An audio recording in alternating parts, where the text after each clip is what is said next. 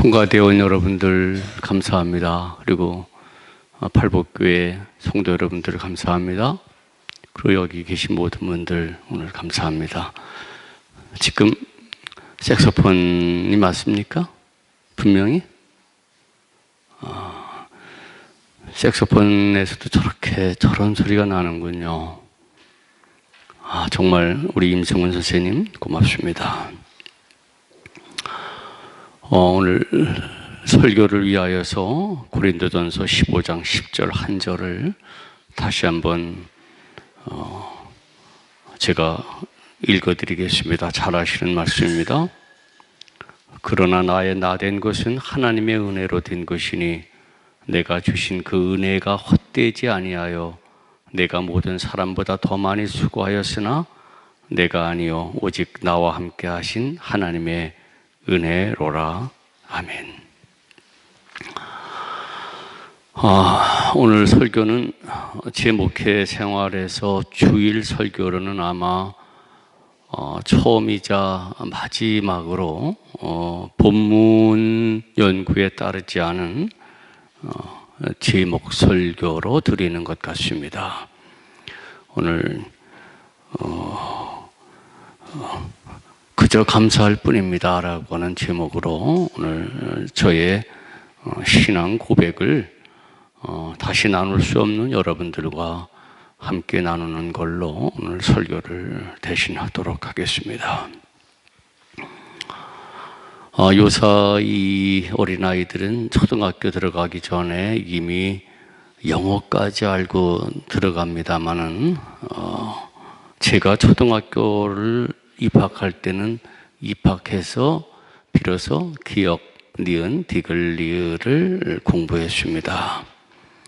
그리고 이 공부가 이제 이렇게 해서 한글을 조금 깨치게 되면은 얼마 후에 이제 비슷한 말, 반대말을 공부하게 됩니다.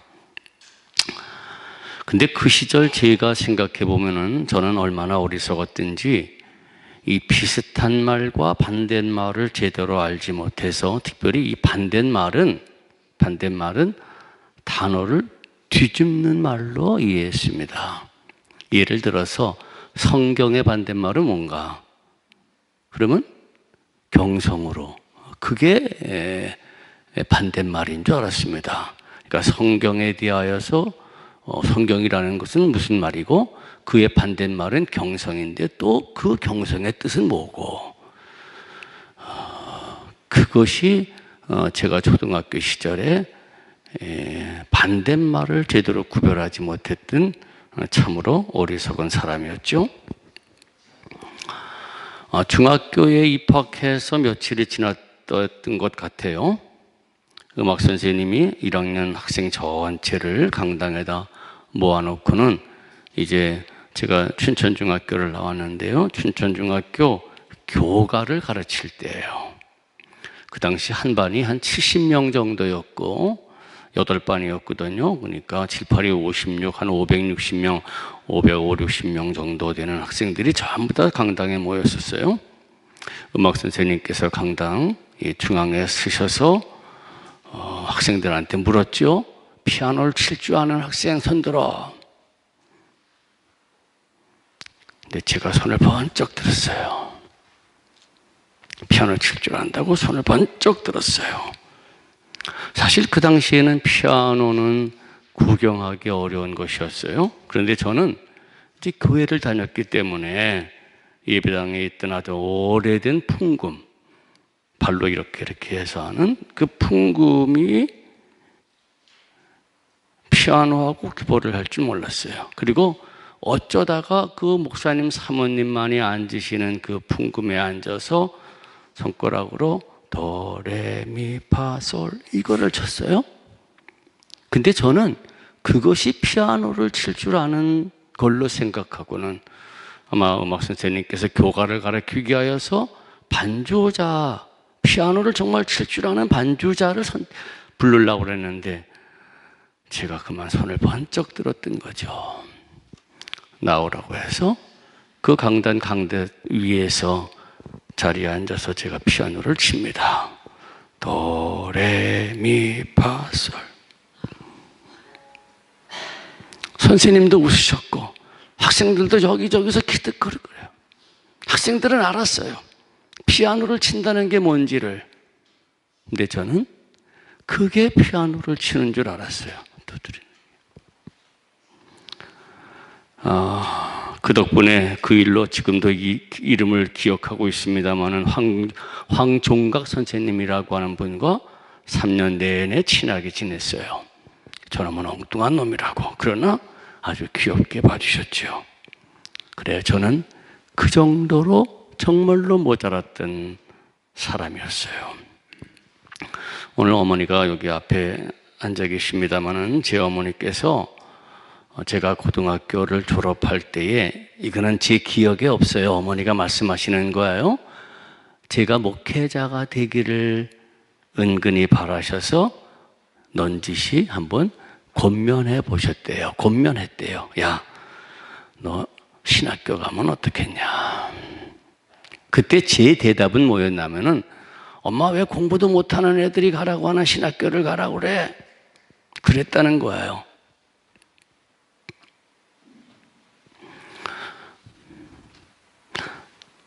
그렇다고 제가 정말로 공부를 썩 잘하는 아이는 아니었어요.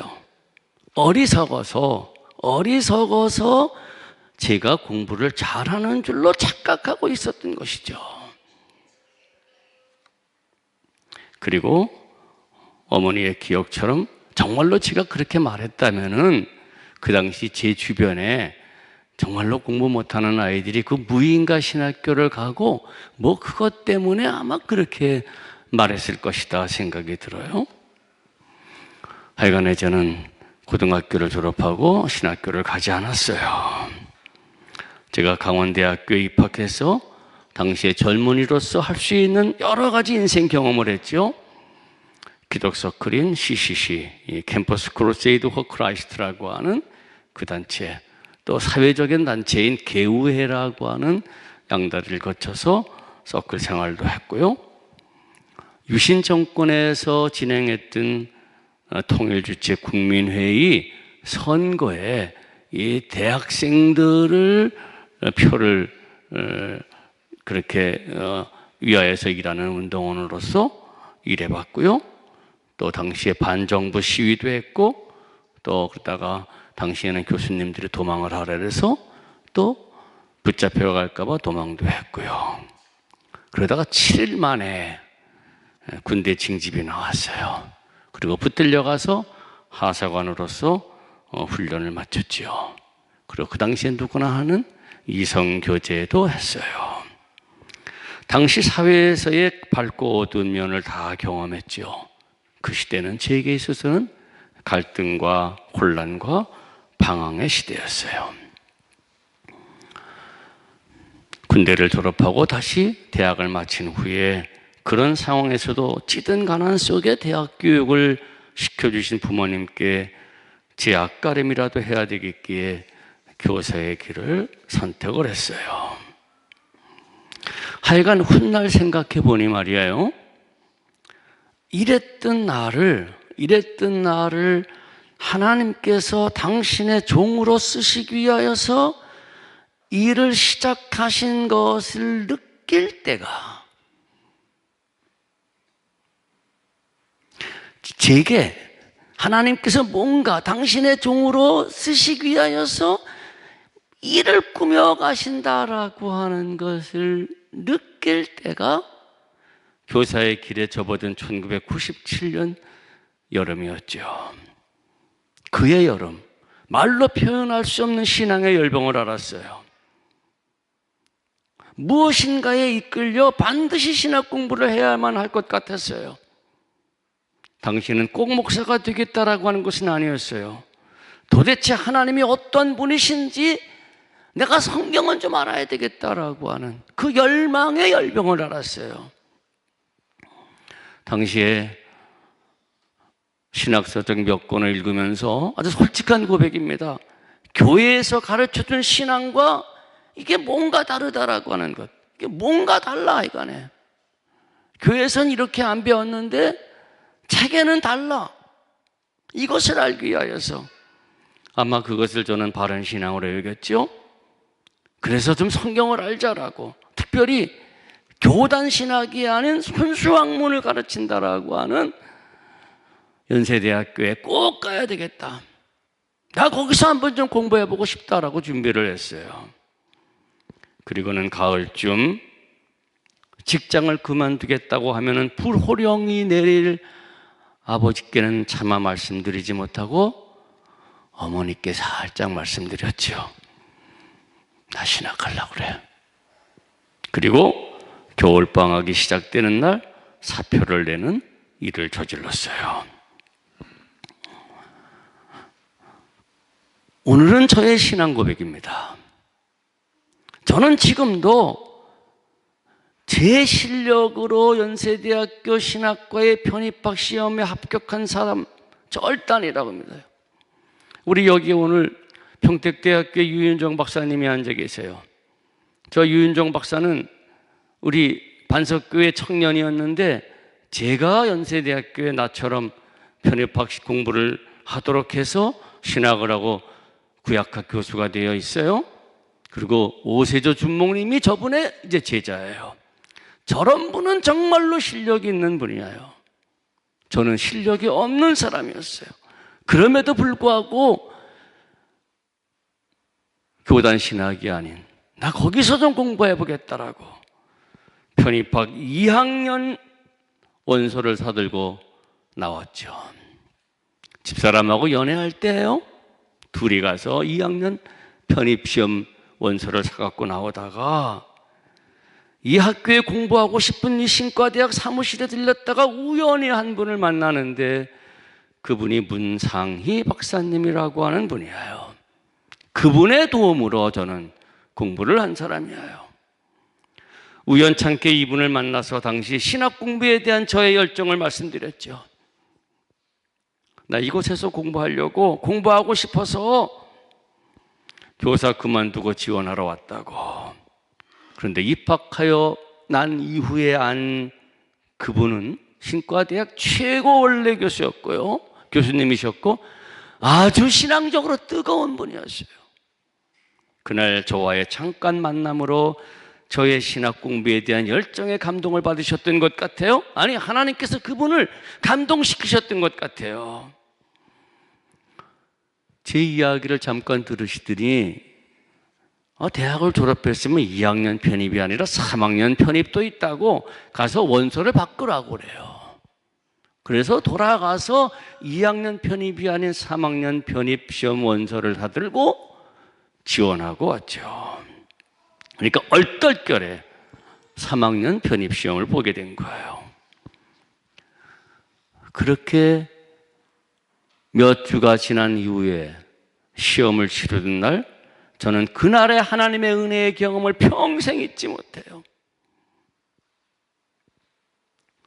수험생들이 어느 방을 한 사람씩 들어갔다 나오는데 얼굴이 새카맣게 돼서 나와요. 이 박사 때는 어떤지 모르겠습니다만 저 때는 그랬어요. 제 차례가 되어서 들어갔는데 교수님들이 정확하게 7분 앉아 계시고 정중앙에 책상 하나에 앉으라고 하는데 그중 교수님 한 분이 그 책 접어놓은 그 책 읽고 해석하라고. 여러분들 제 영어 실력 아시죠? 얼마나 당황했는지요. 이것 때문에 나오는 학생들마다 저렇게 새카맣게 되고 나오는구나.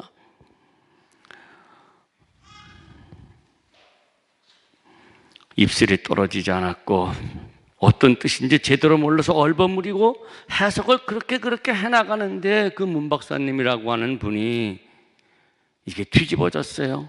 제가 막히면은 혹시 그런 얘기냐고 옆에서. 그분이 대답을 슬쩍 해 주셨어요. 나는 그러면 이해하고 그분이 시험을 치르고 나는 이해하고. 교수회의를 통하여 합격자 선발이 어떻게 되는지 나는 알 수 없어요. 하나님만은 아세요. 제 생각으로는 문 박사님께서 저의 신학에 대한 열정에 그만 감동하셔서 저는 공부 한번 시켜봐야 되겠다. 저는 그렇게 믿어요. 그래서 신학 공부를 하게 된 것이고, 이게 하나님의 역사라고 저는 고백해요.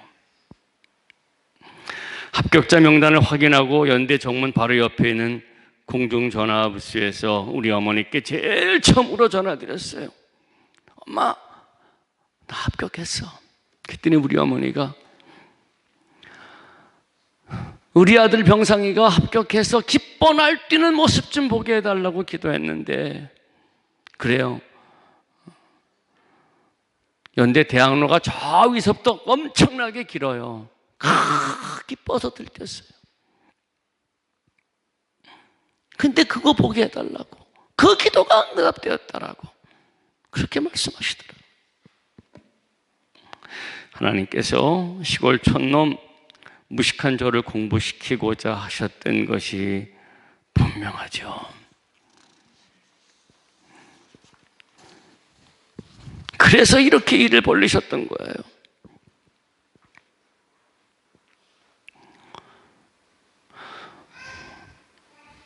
집사람과 연애를 하니까 소문에 처가에 들어갔더니 우리 장인이 절대 안 된다고, 신학하는 사람은 절대 안 된다고. 장인께서 장로님이신데 교회에서 싸움질만 하는 걸 봤거든요. 절대 안 된다고. 그러면서 꼭 하려면은 루터 교회를 가라고. 나는 루터 교가 처음 들었어요. 저 사람이 연애하는 동안 한 번도 얘기 안 했어요. 근데 이제 급하니까 얘기를 했죠. 루터교를 가야 된다고. 이단인 줄 알았어요. 한 번도 생전도 들어보지 못한데. 그래서 루터교를 소개받고 공부할 수 있도록 장학금을 받으며 신학 공부를 시작했는데요. 여러분, 신학 공부를 시작하면서 깨달은 것은요, 저는 신학교는 공부 못하는 애들이나 가는 곳인 줄 알았는데 그 반대예요. 정말로 공부 잘하는 학생들만이 가능해요. 제가 아는 한 박일영 목사님 같으신 분, 우리 여기 유윤정 박사님 같으신 분, 우리 오세도 주모님 어디 계세요? 저런들이나 할 수 있는 것이 신학 공부다. 그걸 알았어요. 나같이 모자라는 사람은 어림도 없다. 그래서 그 당시에 제가 결혼해서 아들 셋을 낳으면은 제일 똑똑한 녀석은 신학 공부를 시켜서 목사를 만들고, 그 다음은 교사를 만들고, 지금도 돌아가라면 교사하고 싶어요. 그 다음은 여기 계시면 곤란한데, 제일 좀 못한 거는 좀 목회를 좀 경제적으로 도울 수 있는 의사를 좀 만들고, 그렇게 셋을 좀 낳으면 좋겠다. 그렇게 셋을 시켰으면 좋겠다. 그런 생각을 했어요. 하여간 신학 공부가 얼마나 어려웠던지요. 특별히 성경을 연구하는 이 성서신학은요, 외국어 실력이 있어야 돼요. 그래서 제가 박일련 목사님한테 얼마 전에 얘기를 했어요. 박 목사, 나는 너한테 아쉬운 게 하나 있다. 네가 성서신학을 좀 했었으면 참 좋았을 텐데. 영어, 독일어는 물론이에요. 헬라어, 히브리어, 저 우리 유 박사님 같으신 분은 또 방언까지, 저 고대 근동 언어까지 해야 되니까 이게 무척이나 없죠. 전 그런 실력 없어요. 외국어에는 쑥맥이에요. 정말로 간신히 기초만 따라갔던 사람이에요. 그래서 다른 사람들이 원서를 볼 때 저는 죽어라, 닥치는 대로 번역서를 읽어댔죠. 공부 잘하는 사람 따라가려면 그 도리밖에 없었어요. 그런데 그 성경 공부가, 성서 연구가 얼마나 감동적인지요.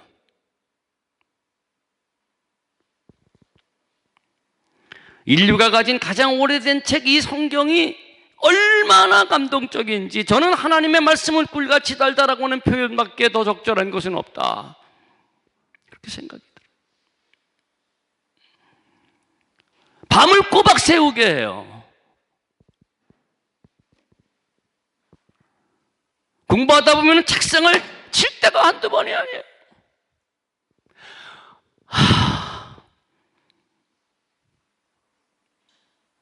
기를 때가 한두 번이 아니에요.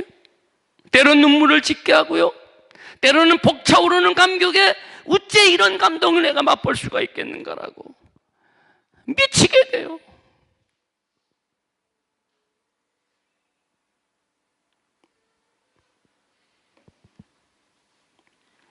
이런 감동으로 책상에 앉다 보니 어느 날 목욕탕에 가서 엉덩이에 딱지가 붙어 있더라고요. 목회자가 되어서 지금까지 나름 열심히 공부를 해봤다고 하지만 평생 우리 목회자나 성도들에게 손에 들려 있어야 할 책, 그 성경, 정말로 최선이라고 감은 말씀드리지 못하겠지만은 열심히 한번 공부해 보려고 했는데 그 66권 가운데요 몇 권을 공부 못했어요. 특별히 구약 그토록 감동스럽고 미치게 하는 그 구약 공부를 39권 중에서 얼마를 다 공부를 못했어요. 물론 신약도 마찬가지입니다. 그러면서 교회를 통하여 나름 열심히 전했어요. 여러분, 목사는요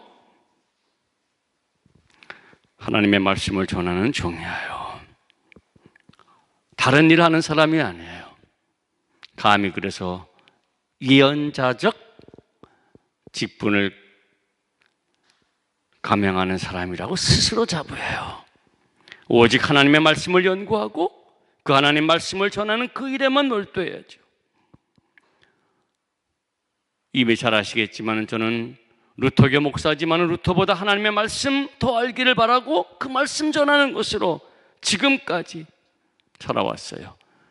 더 그게 제가 할 일이라고, 저분이 나를 선택하고 쓰시고자 했을 때 이 일을 하라고 하셨다라고만 믿고 그렇게 왔어요. 그리고 성도들도 하나님의 자녀다울 수 있는 것은 바로 하나님의 말씀의 교육으로만 가능하다라고 믿어서 교육에 힘써왔어요. 얼마 전 제가 마감을 하면서 제가 여기 올 때에 청빙위원회에서 회의를 했던 극비문서예요. 제가 이렇게 넘겨주는 그 문서. 그때 제가 청빙위원들에게 무슨 말씀을 했는가 다시 확인했더니 목회 철학을 저는 성경 교육이라고 했습니다 라고 하는 것이 적혀 있어요. 지금까지 그렇게 왔어요. 하나님의 말씀을 공부하면 하나님의 뜻을 알게 되고요, 그러면 사람은 또한 어떤 존재인지를 어떤 존재이어야 하는지를, 그래서 성도는 또한 어찌 살아야 하는지를 알게 되고요, 온전히 그 말씀대로는 못하더라도 비슷하게라도 살아가려고 애쓰게 되죠. 그리고 교회는 바로 그런 사람들의 모임이고, 그래서 하나님의 일을 하는 공동체여야 함을 알게 되죠. 그리고 그 핵심 내용은 여러분들이 잘 아시는 대로 예수님의 십자가를 통하여 받은 하나님의 사랑에 감사하며 사랑을 실천하는 것, 이웃사랑을 실천하는 것, 이것이죠. 기회되는 대로, 능력 주시는 대로 나보다 어려운 사람들을 돕는 일이에요. 시간으로 돕고 몸으로 돕고 물질로 돕는 것.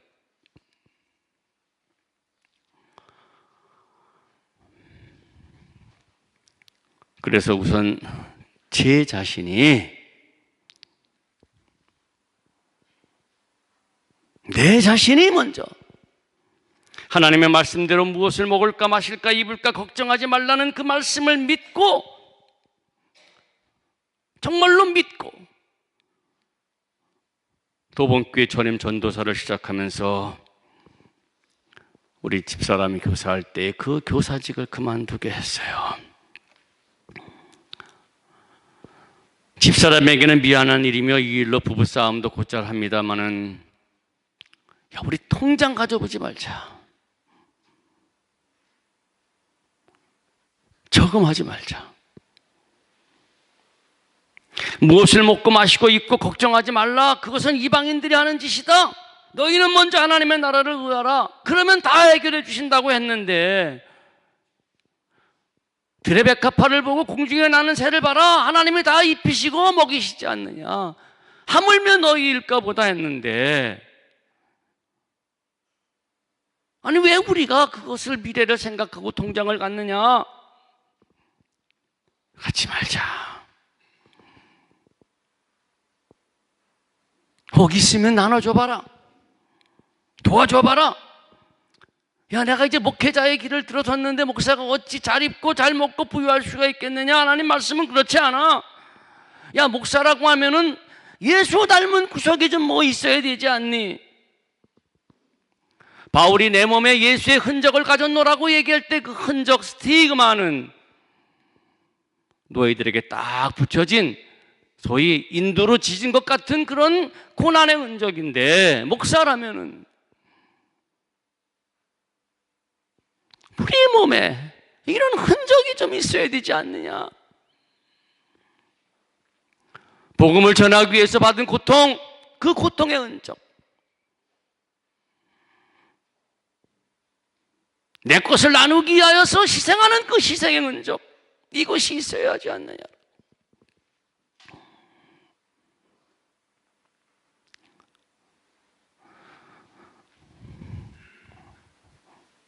이 사이는 사실 집사람에게 조금 미안하죠. 스트레스를 되게 받게 했거든요.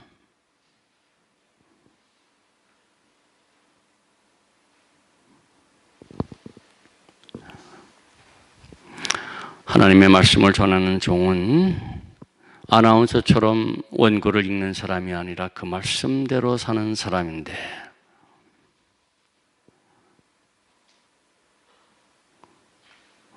그렇게 살아야 되지 않니?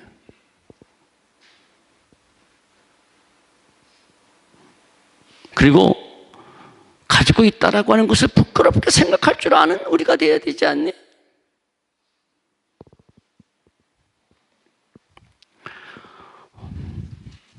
저는 참으로 행복한 사람이에요. 목회를 하면서 어떻게 사는 것이 교회와 사회를 위하여 하나님의 말씀대로 바르게 사는 것임을 가르쳐준 제게는 어른들이 있었어요. 그 어른들이 옆에 있었어요.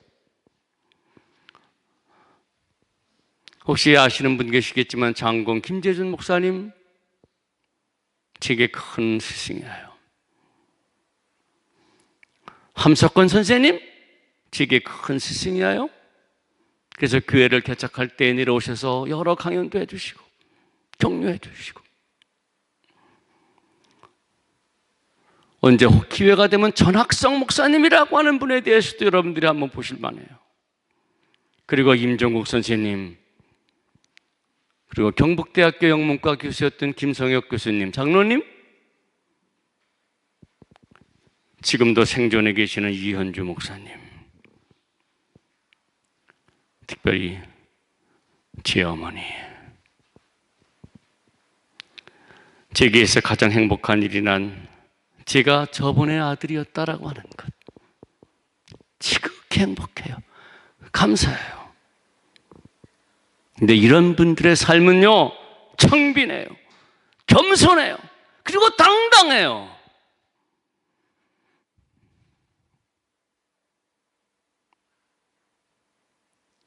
그리고 말씀을 공부하면서 이분들의 모습을 보고, 그렇구나, 이렇게 살아야 되는구나. 누가 뭐래도, 세상은 어떻더라도 이렇게 살아야 되는구나.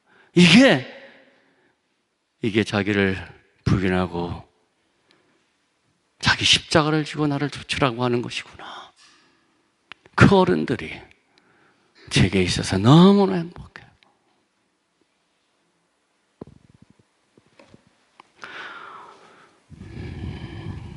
하나님의 일을 하고자 목사 안수를 받았고요.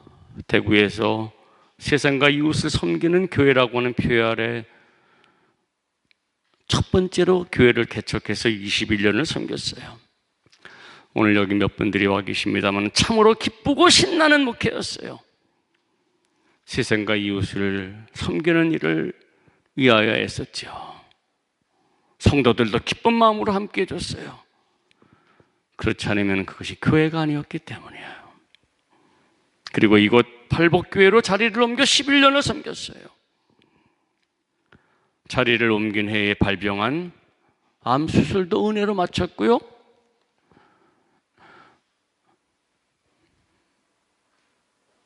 결혼 전에 이미 실명한 이 한쪽 눈도, 이 한쪽 눈으로도 지금까지 성경을 읽을 수 있도록 이 한쪽 눈을 보호해 주셨어요. 그리고 하나님의 말씀을 연구하며 가르치는 동안 많은 것들을 이곳에서 배웠어요. 학교 안에 있는 교회이기 때문에 그런 것 같아요. 무엇보다도 여러분들을 통하여 많은 교육을 받았어요. 어떤 성도님을 통하여서는 순수한 신앙이 무엇인지를 배웠고요. 어떤 분을 통하여서는 교회를 섬긴다는 것이 어떤 모습인지를 배웠고요. 어떤 분들에게는 제게 반면 교사가 되어서 저를 교육했어요. 그래요. 모든 분들, 모든 사건들이 제게 교사가 되었어요. 이렇게 목회를 마무리하는 이쯤에도 워낙 부족하고 어리석어서 아직 배워야 할 것이 많아서 하나님께서는 여러분들을 통하여 제게 많은 것들을 가르쳐 주셨어요.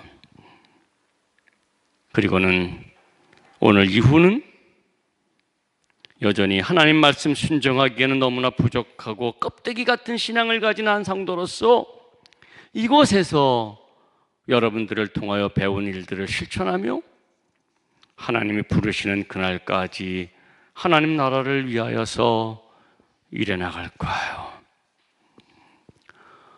여러분 앞에 서 있는 오늘의 나의 이 모습, 나의 나 된 것, 사도 바울이 고린도전서 15장 10절에서 고백했던 것처럼 오직 하나님의 은혜로 된 것이기에 늘 감사하며 제게 베풀어 주신 하나님의 은혜가 헛되지 않도록 주님이 가신 그 길을 묵묵히 쫓아갈 거예요. 집사람과 함께 요 뒷산이든 저 앞산이든 산에 오르면은 저희가 꼭 하는 고백이 있어요.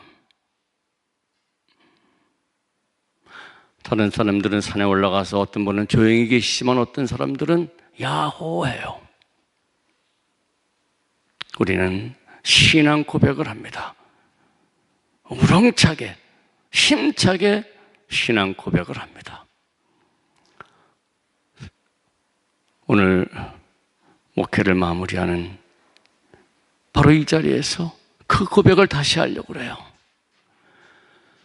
주님 앞에, 하나님 앞에 다시 그 고백을 하려고 그래요. 감사합니다! 감사합니다! 감사합니다!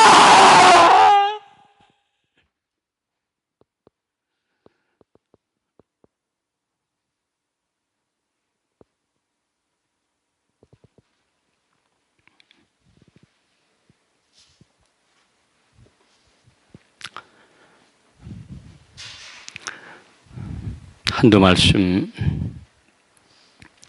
권면의 말씀을 드리고 마치겠습니다.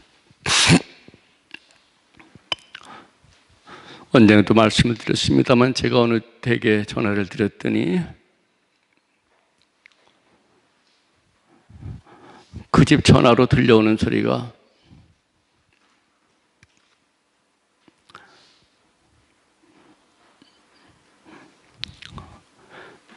여보 전화 받아 윤 목사야. 제가 알죠.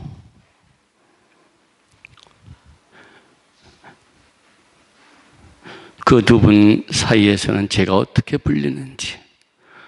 오세조 준목님 어디 계세요? 자리에 일으세요. 이난희 전도사님 어디 계세요? 자리에 일으세요. 제게는 좋습니다.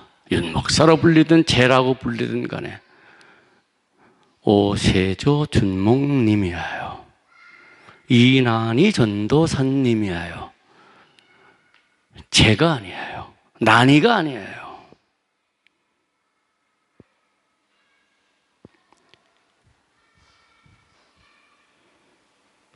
여러분들을 정성껏 섬기는 하나님의 종이지 여러분들이 막 그렇게 대하실 그런 분은 아니에요. 자리에 앉으세요.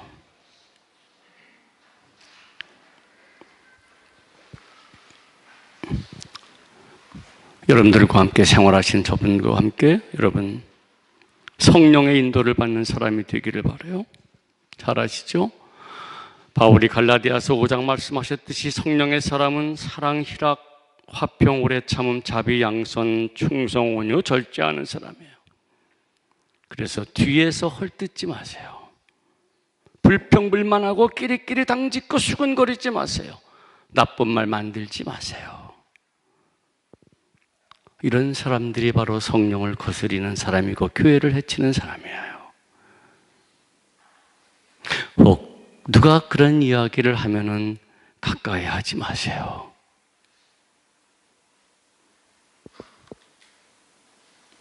여러분들의 신앙의 촉각을 하나님께로 향하시고 말씀을 공부하시면 이렇지 않아요.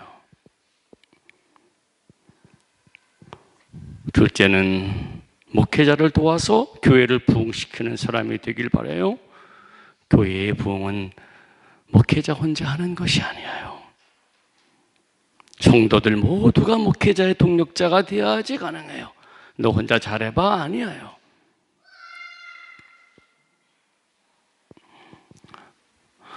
제가 11년 동안 있으면서 이제 마무리하는 이 심정에서 가슴 아픈 것은 목회자의 심정을 잘 헤아릴 수 있는 그런 분들이 11년 동안 새벽 기도에 단 한 번 참석하지 않아요. 아니 평일은 내가 생각하지 않겠어요. 그래도 우리가 이럴 때는 특별히 새벽 기도를 한번 해보자라고 하는 것 단 한 번 참석하지 않아요. 네 해봐 그러겠죠. 저 뒤에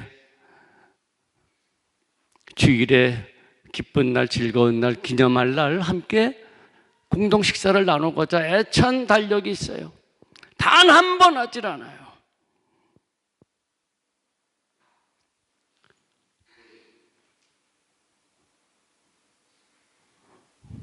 함께 하는 겁니다.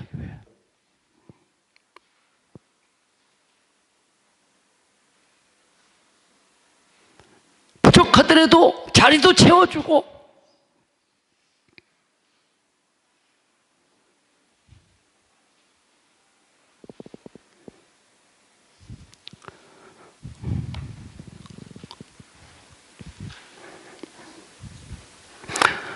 이제 제게는 아픈 추억으로 다 지나갈 일이지만 이제 첫 목회를 이곳에서 시작하는 오준모님께는 그러지 않기를 바라요.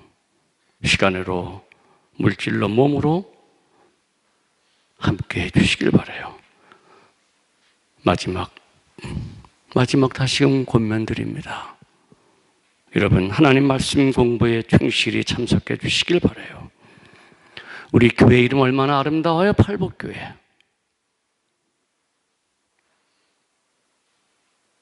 그 첫 번째 복이 뭡니까? 심령이 가난한 자는 복이 있나니 천국이 저희 것이며 말씀을 알아야지 심령이 가난한 자가 뭔지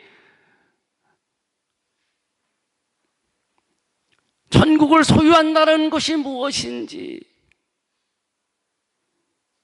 근데 그거와 상관없이 8가지 복을 누리겠다라고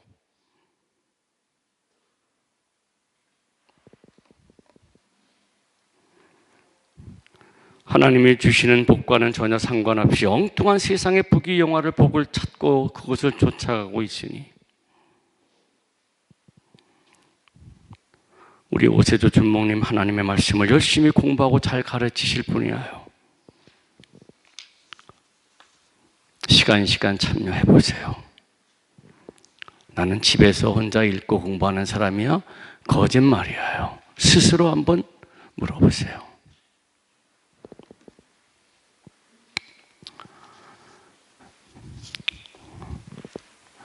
헤아려 보니까 저의 목회 생활이 37년이었더라고요. 이제 이 37년의 목회 생활을 접으며 앞으로 우리 팔복교에서 들려오는 소식은 기쁜 소식만이 되길 바라고, 정말로 하나님의 은총 속에 교회가 부흥하고 여러분들 가정에 하나님의 축복이 충만하시기를 오늘 저 되게 해주시고 저의 목회의 길을 인도하신 우리 주 예수 그리스도 이름으로 축원드립니다. 아멘.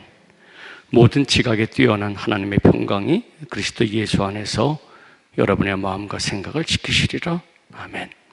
봉헌영가